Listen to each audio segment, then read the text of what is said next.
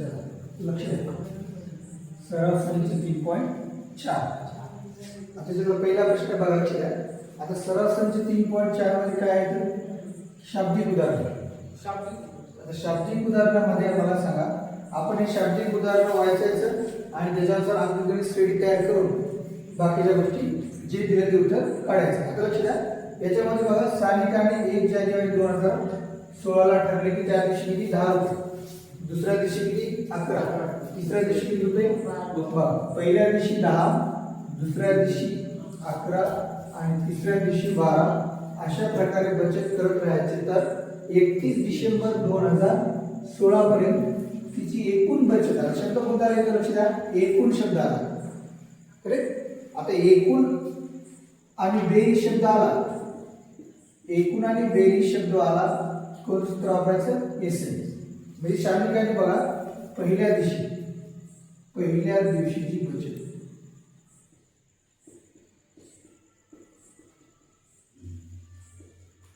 बचत 10 रुपये किती 10.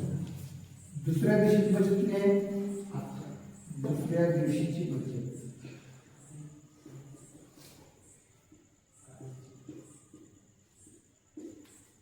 11 रुपये. तिसऱ्या दिवशीची बचत किती आहे, तिसऱ्या दिवशीची बचत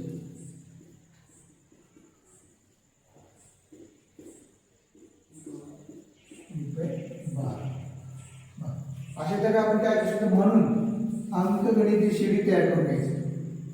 अंकगणितीय श्रेणी असं दिलं की आपल्याला काय करायचं, दिलेल्या माहितीवर अंकगणित श्रेणी तयार करायचं. मग अंकगणित श्रेणी कोणती राहील, मग पहिल्या दिवशी 10 रुपये, दुसऱ्या दिवशी 11, नंतर 12 असे टोटल मला सांगा 1 जानेवारीला सुरू केली बचत करायला आणि थांबली किती बघा 31 डिसेंबर 2016.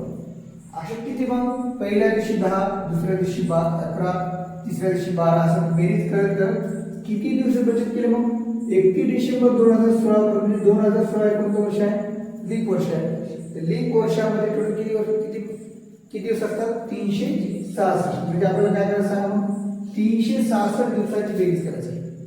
1 जानेवारीला 10, 2 जानेवारीला 11 आणि 3 जानेवारीला किती 12 असे 366 दिवस असतात. का तर लीप वर्ष का 2016 लीप वर्ष कशामुळे पाहिजे, जर एखाद्या वर्षाला 4 ने भाग जात असेल तर ते कोणतं वर्ष असते, लीप वर्ष. 2016 ला 4 ने पूर्ण भाग जाते म्हणजे 2016 हे कोणतं वर्ष, मग लीप वर्ष आहे. म्हणजे आपल्याला टोटल किती दिवसाची बेरीज करायचं, मग 336 दिवसाची बेरीज करायची. आता कधी लक्षात ठेवा, दिवस, महिने, वर्ष, हप्ते हे कधी बी काय असतात, मग अंकगणित श्रेणीमध्ये ते एन असतात. काय असतात, दिवस, महिने, वर्ष, हप्ते हे टोटल कधी पण जर गणितामध्ये दिवस, महिने, हप्ते, वर्ष काढायचं म्हणजे समजून घ्यायचं की आपल्याला एन काढायचं. म्हणजे इथं आपल्याला 366 हे काय, मग एनची किंमत आहे. 366 म्हणजे असे 366 पदांची आपल्याला काय करायचं, बेरीज करायची. म्हणजे पहिलं, दुसरं, तिसरं आणि बेरीज करायचं सूत्र काय सांगा, मग आपलं एसएन सूत्र आहे. हो की नाही, बेरीज करायचं सूत्र काय, एसएनचं. मग मला सांगा पहिलं पद कोणतं आहे आपलं, ए म्हणजे 10 आहे. पहिले पद म्हणजे ए बरोबर किती 10. डी म्हणजे दोघांचा फरक म्हणजे 2 पदामध्ये फरक किती वाढत चाललं 1 म्हणजे डी किती आहे आपला 1. मग आता इथे काय लिहिणार, लीप वर्ष 2016 आहे, लीप वर्ष आहे, लीप वर्ष आहे. म्हणून एन बरोबर किती घ्यायचं, 366. कारण दिवस आहेत ना, किती दिवसाची बेरीज करायची, आपल्याला 366 दिवसाची बेरीज करायचं आहे. तर मग 366 एन बरोबर किती येणार, 366. मग बेरीज सूत्र कोणतं वापरणार, एसएनचं. कारण काय, एकूण बचत काढायची. एकूण म्हणजे टोटल 366 दिवसाच्या प्रकाराच्या बेरीज करायच्या.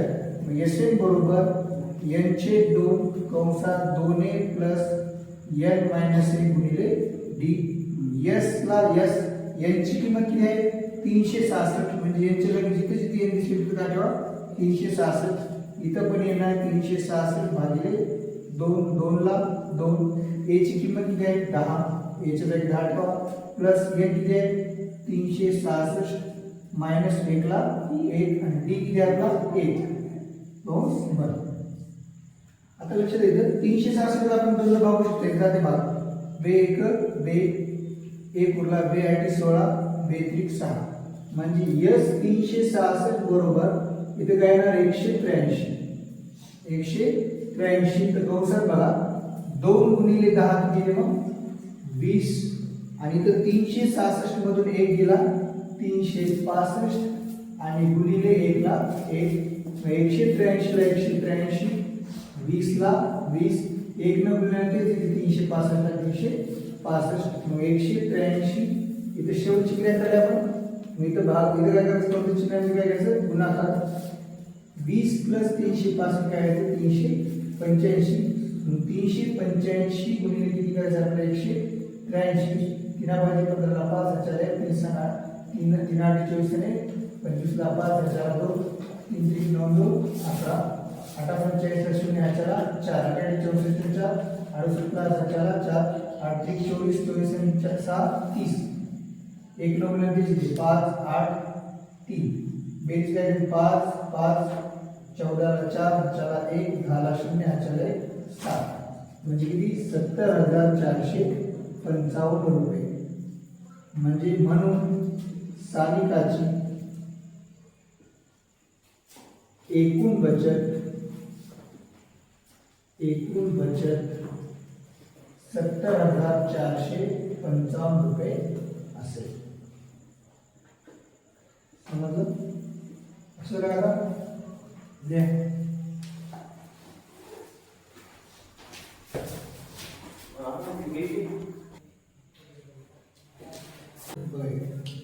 एका ग्रस्ताने 8,000 रुपये कर्ज घेतले आणि त्यावर व्याज किती 1360 रुपये व्याज देण्याचे कबूल केले. प्रत्येक हप्ता हा काय आधीच्या हप्त्यापेक्षा 40 ने काय कमी देऊन सर्व रक्कम किती महिन्यात भरली मग 12 मासिक हप्त्यात भरली तर त्या ग्रस्ताने दिलेला पहिला आणि शेवटचा हप्ता करायचा. करेक्ट. आता अंकगणित श्रेणी तयार करून बघा अंकगणित श्रेणी तयार होणार नाही का तर आपल्याला असं दिले का पहिल्या हप्त्यात जेवढे भरले दुसऱ्या हप्त्यात आठशे सगळं असं काही दिलं नाही. काय करायचं बघा एकूण द्यायची रक्कम किती एकूण द्यायची रक्कम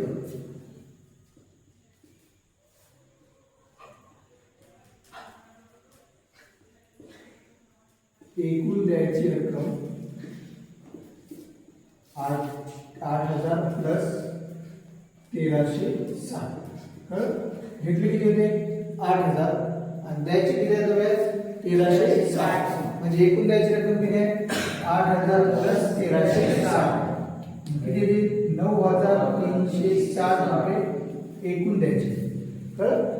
आता एकूण किती हप्त्यात द्यायचे 12 हप्ते किती द्यायचे 12 हप्त्यात द्यायची आहे. म्हणजे याचा अर्थ मला सांगा आपण आताच काय शिकले की महिने वर्ष दिवस हे काय तर ये नसतात महिने वर्ष दिवस हे काय असतात हप्ते हे पण काय असतात ये नसतात म्हणजे एन होईल 12 काय मग एन हे किती हप्त्याची बेरीज आहे पहिला हप्ता असा पहिला हप्ता दुसरा हप्ता तिसरा हप्ता असे टोटल 12 हप्ते किती 12 हप्त्यांची काय आहे बेरीज. म्हणजे पहिल्या हप्त्यात जेवढी रक्कम भरली दुसऱ्यात काय दुसरा हप्ता भरला तिसरा भरला अशी टोटल किती 12 हप्त्यांची बेरीज करून एवढे रुपये दिले. म्हणजे लक्ष द्या हे किती आहे मग यस 12 किती आहे यस 12 का ते हप्ते देते टोटल हप्ते किती आहेत 12. मग असं त्याने काय केलं 12 हप्ते मिळून म्हणजे टोटल 12 हप्ते मिळून म्हणजे 12 हप्त्यांची बेरीज किती येणार 9,360 म्हणजे यस 12 किती येणार 9,360 म्हणजेच म्हणून एन बरोबर किती 12 एन बरोबर किती भेटला आता 12. आता एन बरोबर 12 भेटला ना लक्ष द्या इथं काय प्रत्येक आधीचा हप्ता आधीच्या हप्त्यापेक्षा पुढचा हप्ता आधीच्या हप्त्यापेक्षा काय 40 रुपयांनी कमी आहे. म्हणजे जेवढा बघा पहिल्या याच्यात 400 भरला तर दुसऱ्या याच्यात 40 ने कमी म्हणजे 360 आणखी पुढच्या 320 म्हणजे पुढचा हप्ता आधीच्या हप्त्यापेक्षा किती कमी आहे 40 ने कमी आहे. म्हणजे जर आपण हे T1 घेतले उदाहरण T2 घेतले आणि T3 तर आपण D काढताना काय करता T2 T1 करता म्हणजे 360 400 किती ते -40 लक्षात. आता एक गोष्ट लक्षात ठेवा मग नेहमी, जेव्हा पुढचा हप्ता आधीच्या हप्त्यापेक्षा कमी असेल तर डी काय घ्यायचा, मायनस घ्यायचा. डी काय घ्यायचा, इथे काय घ्यायचं, प्रत्येक हप्ता हा आधीच्या हप्त्यापेक्षा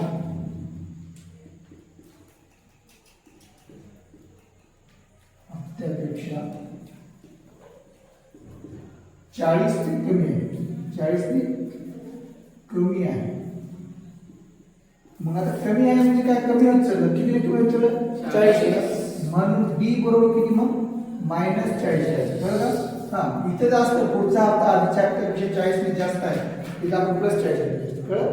जर उदाहरणार्थ प्रत्येक हप्ता आधीच्या हप्त्यापेक्षा कमी म्हणलं तर डी मायनस घ्यायचा, आणि पुढचा हप्ता आधीच्या हप्त्यापेक्षा जास्त असेल तिथे प्लस घ्यायचं.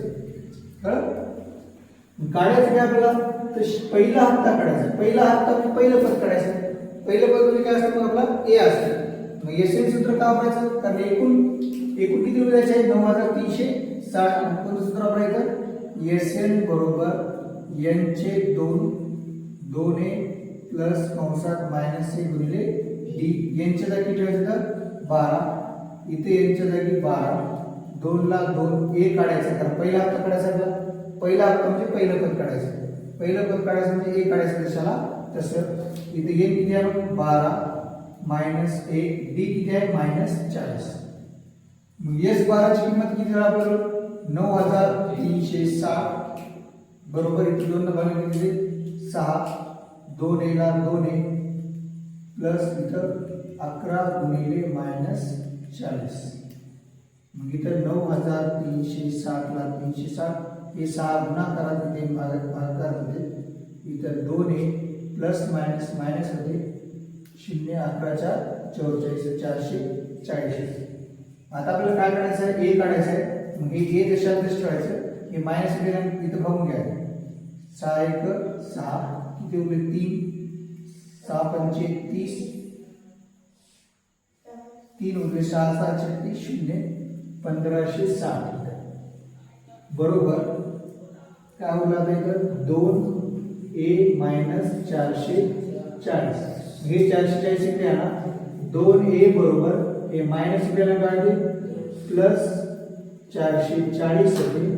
मग 2a बरोबर इथे 2000, मग a बरोबर 2000 भागिले 2, a बरोबर इथे 1000. म्हणजे पहिला हप्ता किती झाला मग, म्हणून त्या ग्रस्ताने भरलेला पहिला हप्ता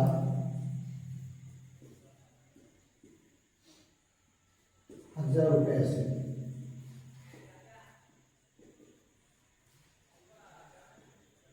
असेल 1000. आता पुढचा काय करायचं आपला, शेवटचा हप्ता. शेवटचा हप्ता म्हणजे मला सांगा, टोटल किती हप्त्यामध्ये भरले पैसे, 12 हप्त्यामध्ये. पहिला हप्ता तर आपल्याला भेटला. आता शेवटचा हप्ता म्हणजे किती हप्ता काढायचा आपला, 12वा हप्ता काढायचा. 12वा हप्ता काढायचा म्हणजे काय करायचं, टीएन सूत्र वापरायचं. टीएन बरोबर ए एन मायनस ए गुणिले.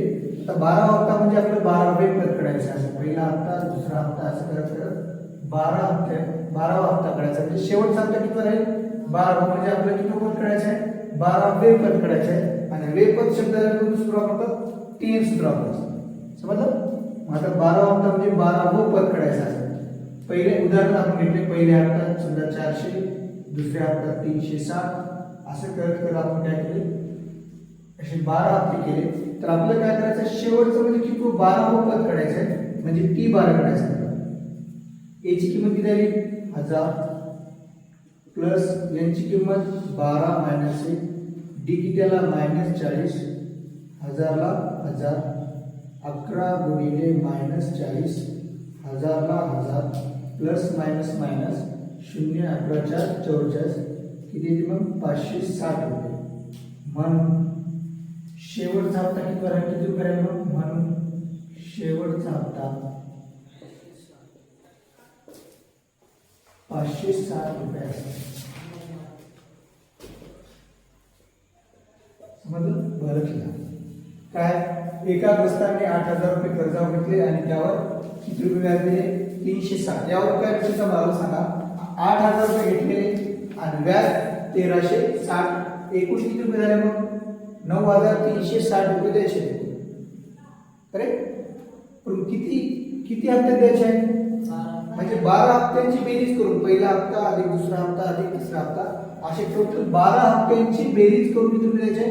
म्हणजे त्याला 12 हप्त्यांची बेरीज किती केला मग 9,360 रुपये.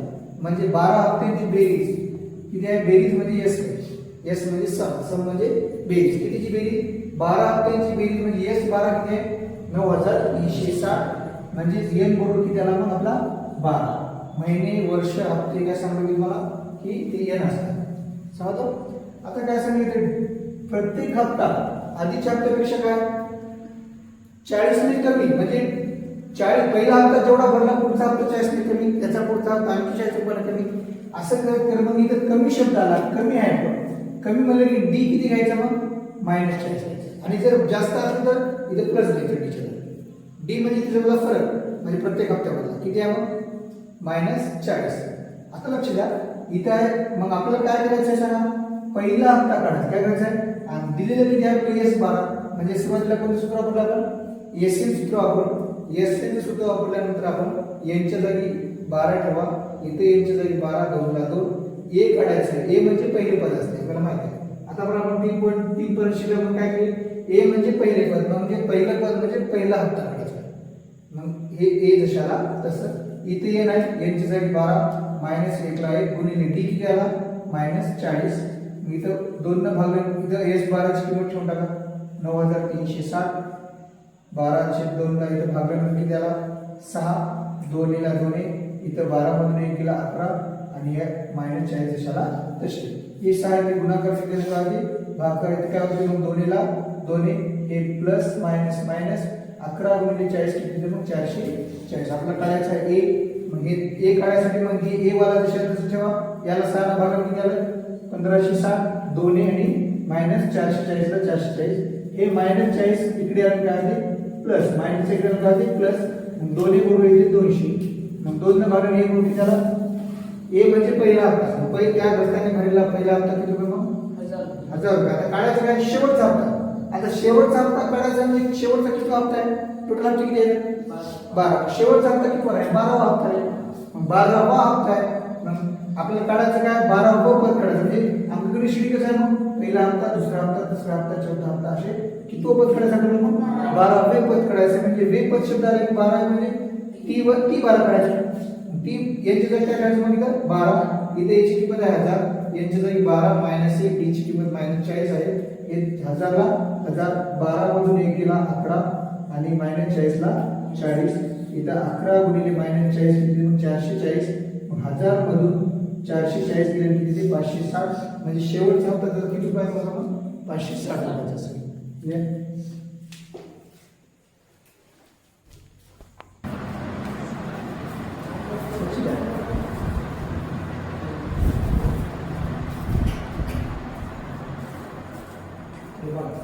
दुसरा प्रश्न काय सचिनने राष्ट्रीय बचत प्रमाणपत्रामध्ये बघा पहिल्या वर्षी किती रुपये 5,000 रुपये.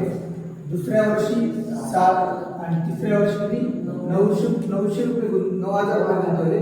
तर त्याचे एकूण 12 वर्षाची बचत करायची. लक्षात इथं बघा पहिलं वर्ष दुसरं वर्ष दिलं तिथं आपण काय करू शकता अंकगणित शिडी आपण तयार करू शकता. बघा लक्ष द्या पहिल्या वर्षात गुंतवलेली रक्कम. पहिल्या वर्षात गुंतवलेली रक्कम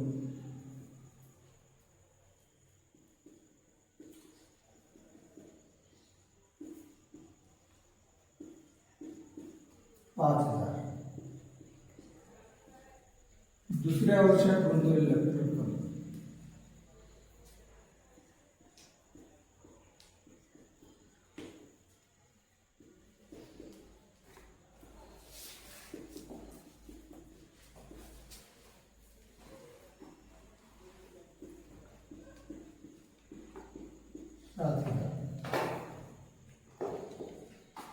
तिसऱ्या वर्षात किती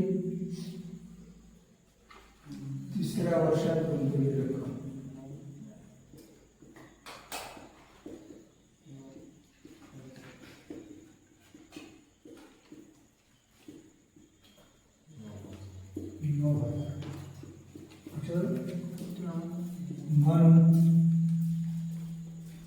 अंकगणितीय श्रेणी.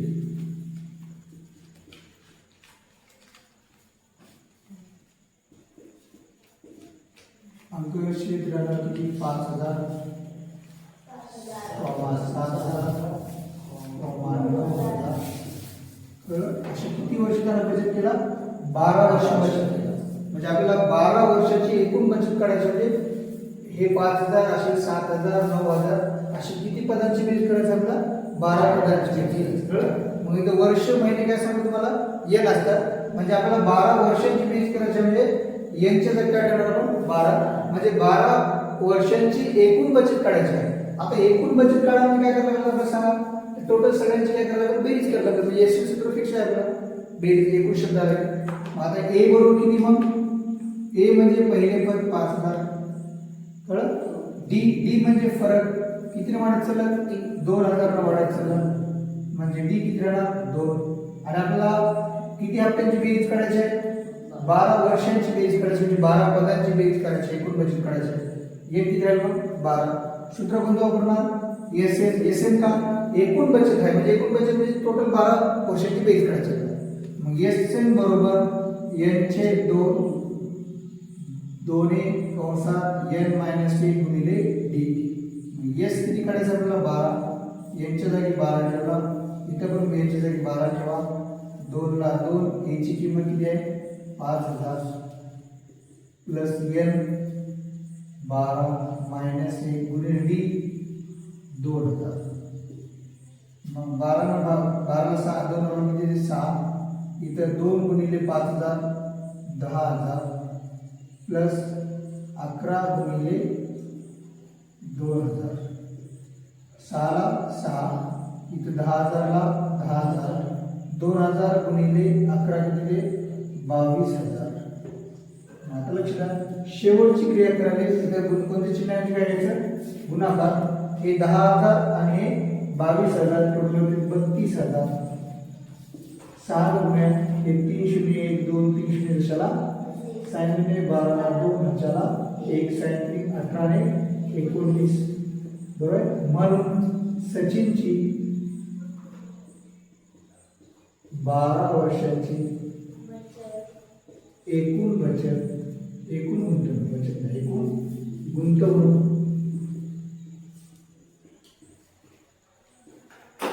1,92,000 रुपये.